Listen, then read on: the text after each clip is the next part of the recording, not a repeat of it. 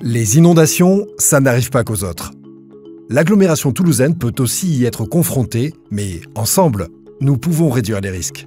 Comment faire? En participant dès à présent à une consultation pour construire un programme de prévention adapté à notre territoire. Mais avant, on vous explique tout. Deux types d'inondations peuvent toucher notre territoire. Commençons par les inondations par débordement des cours d'eau. À la suite de pluies fortes, longues et étendues dans l'arrière-pays, ou lors de la fonte des neiges, le niveau d'eau dans les rivières augmente. On parle alors de crues. Lors des fortes crues, la Garonne, l'Ariège ou leurs affluents débordent et engendrent des inondations. Vous avez peut-être déjà entendu parler de la crue exceptionnelle du 23 juin 1875 qui a entraîné des inondations dévastatrices, emportant plus de 300 vies en Haute-Garonne, dont 200 à Toulouse. Une autre crue mémorable de la Garonne et de ses affluents fut celle de février 1952. Depuis, notre territoire n'a connu que des crues plus modérées, dont celle de janvier 2022. Mais nous savons que d'autres crues exceptionnelles peuvent arriver. Ce sont plus de 75 000 personnes qui sont aujourd'hui exposées. Des inondations peuvent aussi être causées par le phénomène de ruissellement qui intervient à la suite de pluies courtes mais intenses, comme lors d'un orage. L'eau s'écoule alors à la surface du sol et s'accumule dans les zones plates. L'inondation est très rapide et peut toucher des zones éloignées de tout cours d'eau.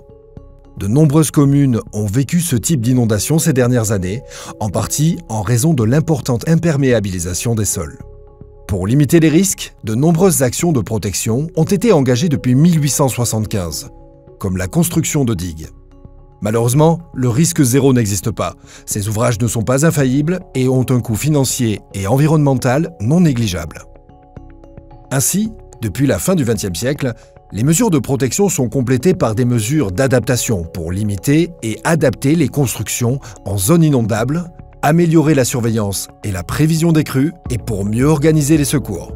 Mais pour réduire durablement les risques liés aux futures inondations, il est nécessaire de poursuivre et de renforcer nos efforts. C'est pourquoi Toulouse Métropole, le Muretin Agglo, le Sicoval et la communauté de communes du Grand Ouest toulousain se sont engagés en 2018 dans un programme d'action de prévention des inondations, le PAPI.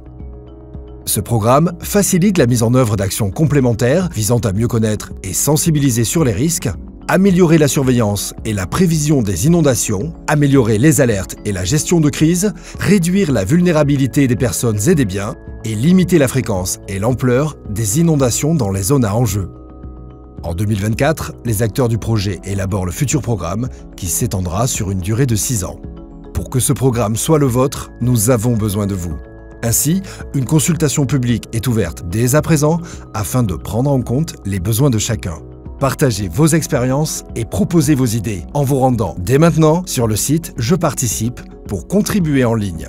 En complément, des rencontres seront organisées en différents lieux du territoire et seront annoncées sur le site Je participe.